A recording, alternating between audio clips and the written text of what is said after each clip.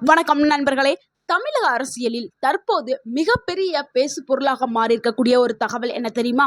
குடும்ப தலைவிகளுக்கு மாதம் ரூபாய் 2500 வழங்கப்படுமா? ரேஷன் கார்டு வைத்திருக்கும் பெண்களுக்கு புதிய நிதியுதவி திட்டம் வரப்போகிறதா? சிஎம் விஜய் தலைமையிலான டிவிகே அரசு வந்ததால் இந்த திட்டம் அறிமுகப்படுத்தப்படுமா?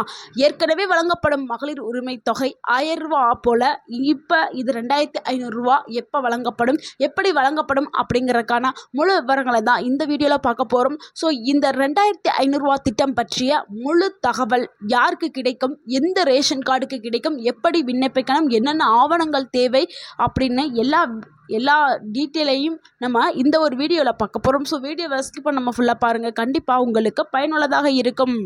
இந்த சேனலை சப்ஸ்கிரைப் பண்ணாதவங்க சப்ஸ்கிரைப் பண்ணிவிட்டு வீடியோவை பாருங்கள். தமிழகத்தில் பெண்களுக்காக ஏற்கனவே பல திட்டங்கள் செயல்பட்டு வருகிறது. அதில் முக்கியமானது தான் மகளிர் உதவித்தொகை திட்டம். மாதம் 1000 ரூபா வழங்கப்படும் இந்த திட்டம் தமிழக அரசின் முக்கிய திட்டமாக உள்ளது. இந்த திட்டத்தின் மூலம் பெண்கள், அது குடும்ப தலைவிகளுக்கு நேரடி பண உதவி, பெண்களின் பொருளாதார சுயநிறைவு, குடும்ப செலவுகளுக்கு ஆதரவு, குழந்தைகளுடைய கல்வி மற்றும் உணவு பாதுகாப்பு போன்ற பல நன்மைகளை ஏற்படுத்தியுள்ளதாக அரசு கூறுகிறது.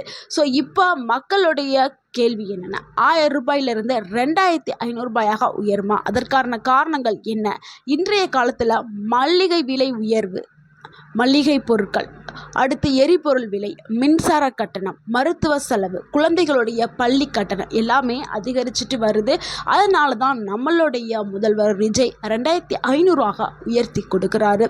ஸோ பல குடும்பங்களில் ஒருவர் மட்டும் வேலை பார்க்கிறார்கள், பெண்கள் வீட்டை பார்த்து கொள்கிறார்கள். இதனால் வருமானம் குறைவாக இருக்குது. ஸோ கடன் சுமை அதிகரிச்சுட்டு வருது. இதனால தான் இப்போ 1000 ரூபா போதவில்லை அப்படின்னு சொல்லி 2500 வழங்க வேண்டும் அப்படின்னு சொல்கிறாங்க.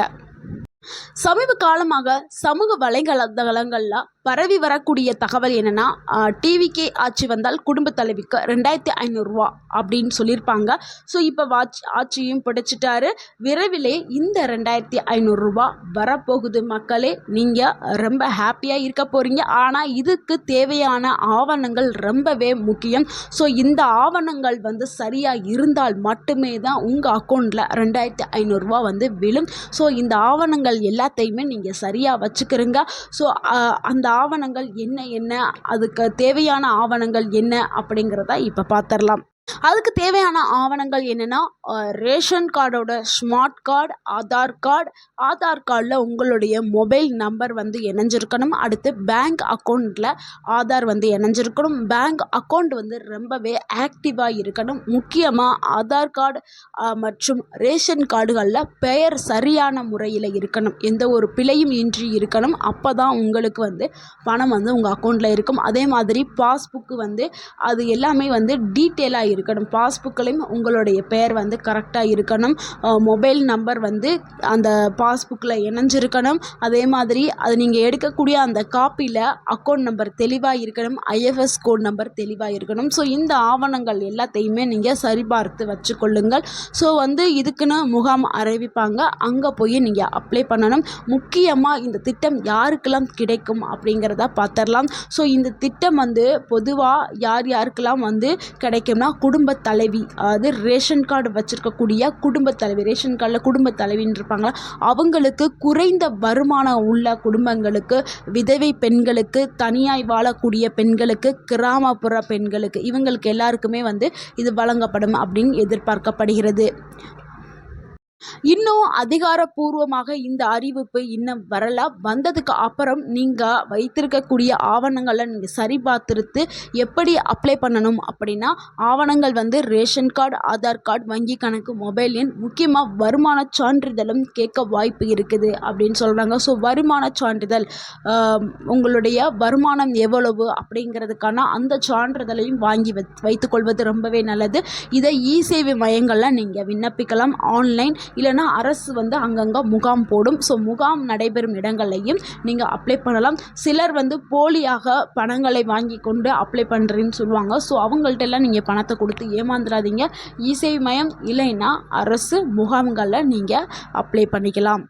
இது குறித்து மக்களுடைய கருத்துக்கள் என்னவா இருக்குதுன்னா, தமிழக மக்கள் பல பேர் தற்போது கூறுவது என்னன்னா, பெண்களுடைய கைக்கு நேரடியாக பணம் சென்றால் குடும்பம் பாதுகாப்பாக இருக்கும் அப்படின்னு சொல்கிறாங்க. பல பெண்கள் குழந்தைகளுடைய கல்விக்கு, மருத்துவ செலவுக்கு, வீட்டு செலவுக்கு, கடன் கட்டுதல் போன்ற தேவைகளுக்கு இந்த உதவி பயன்படும் என்றும் நம்புகிறார்கள். முக்கியமாக கிராமப்புறங்களில் கூட 2500 வந்தால் பெரிய உதவியாக இருக்கும் என்றும் மக்கள் கூறுகிறார்கள். இந்த திட்டம் அதிகாரப்பூர்வமாக விரைவிலே அறிவிக்கப்படும் அப்படின்னு தெரிவிச்சிட்டு வர்றாங்க. பெண்களுடைய வாக்கு தற்போது தேர்தலில் மிகப்பெரிய சக்தியாக மாறியுள்ளது. அதனால தான் அனைத்து கட்சிகளிலுமே பெண்கள் நலத்திட்டங்கள், நேரடி நிதி உதவி, இலவச திட்டங்கள் மீது அதிகமாக கவனம் செலுத்தி வருகின்றனர்.